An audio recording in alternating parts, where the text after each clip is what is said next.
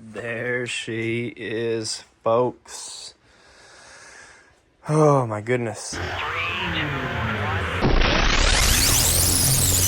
What is up, everybody? Welcome back to the channel. Welcome back to some chaotic fishing. It is psych.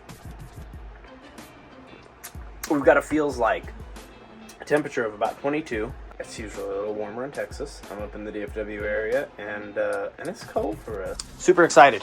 Check this out. It'll probably be definitely a multi-video deal.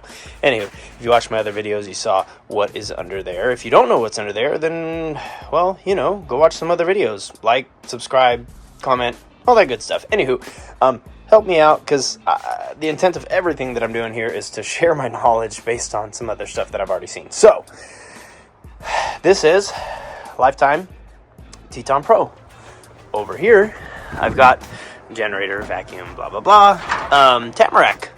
It's coming up next. Don't worry about it. Right here, I've got a headless trolling motor. Actually, it's a classic 28. Picked it up for 20 bucks on Facebook Marketplace. Had a busted prop. Got it fixed up, tested it. It works. All that good stuff. Got wires everywhere. Got PWM controllers. Oh my goodness.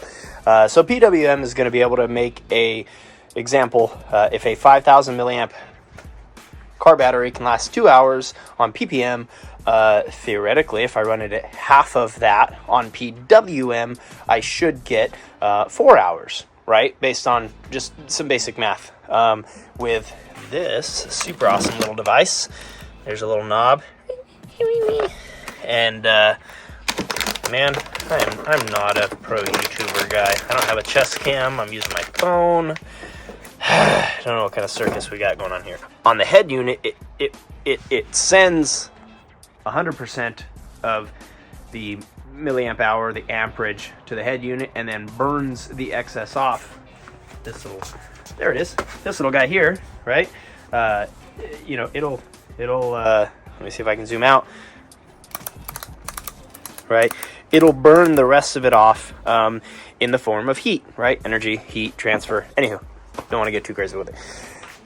PWM, pulse width modulation, is only going to utilize the amount of power which I am asking of it. So if this little knob is only turned to 10%, well, 10% of a 28 amp motor is 2.8 amps, which is 2.8 milliamp hour, which is 2,800 milliamps per hour.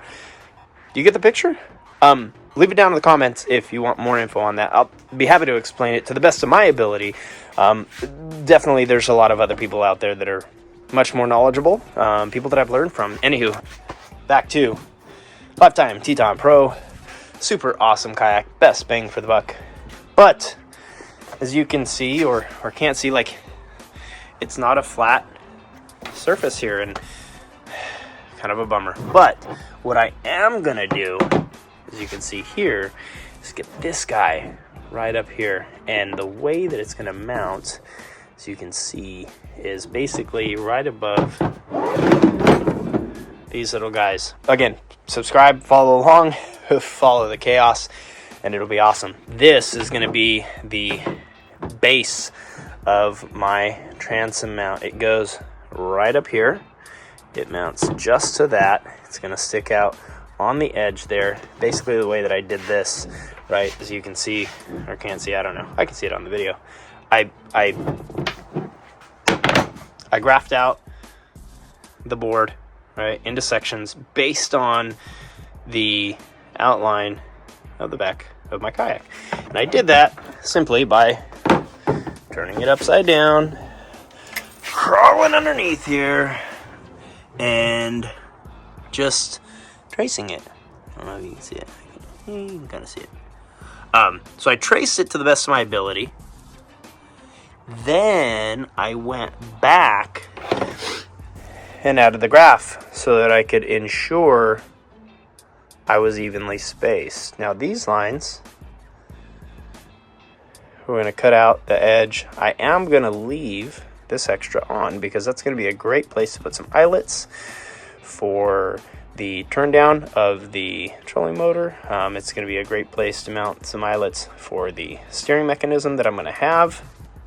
And as you can see, 1, 2, 3, 4 on each side, right? Evenly spaced. I got 2 in the middle, 2 on the outsides. They are measured out, again, based on my graph, trying to do the best that I can. I like everything to be clean. See the trolley mount, right?